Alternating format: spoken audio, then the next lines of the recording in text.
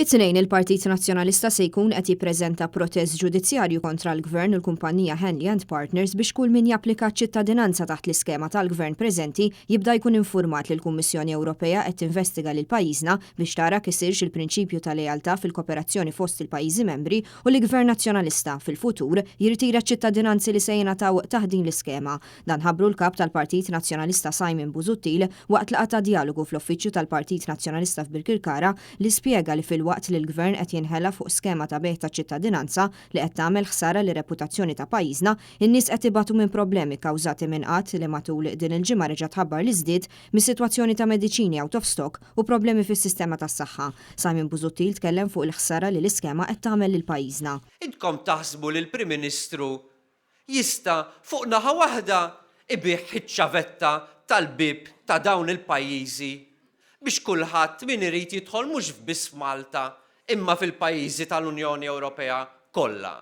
U fuq in-naħa l-oħra jgħidulhom għajnuni bl-immigrazzjoni. Kif trid issib għajnuna jekk inti m'intix lejali? Il-kap tal-Partit Nazzjonalista fakkar ukoll li rappreżentanti tal-Awstrija, l-Irlanda u Ċipru qed imerru lill-Gvern Malti u jinsistu li m'għandhomx skemi bħal ta' Malta. Simon Busuttil li refera wkoll għat-talent li qed jingħat li se ġib l-iskema tal-bejħ ta' ċittadinanza.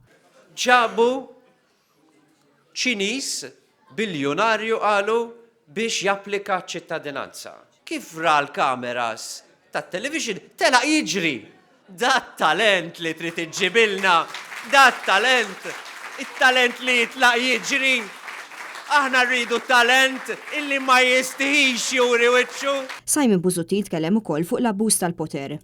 U anki il-membru parlamentari illi qabdet helikopter, ħadet lift helikopter qalet għamilta għaliex kien hemm biċċa xogħol fl-interess nazzjonali x'nagħmel. U r-risposta tagħna hija ċara. L-abbuż tal-poter mhuwiex fl-interess nazzjonali.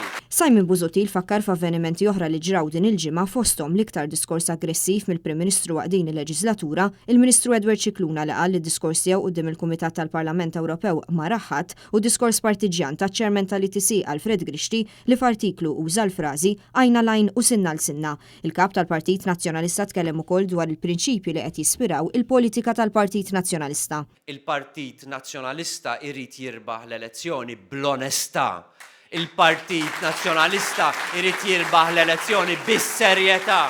Il-Partit Nazzjonalista irid jirbaħ l-elezzjoni bl-idejat, bis-soluzzjonijiet għall-isfidi ta' pajjiżna u mhux bl-ingann. Fl-attività politika tal-ħadd tkellmu wkoll il-kandidati għall-elezzjoni tal-Parlament Ewropew Jonathan Shaw u Helga Lul huma sostnew li pajjiżna jeħtieġ li jagħtina investiment fit-tul u jindirizza l-isfidi taż-żgħażagħ.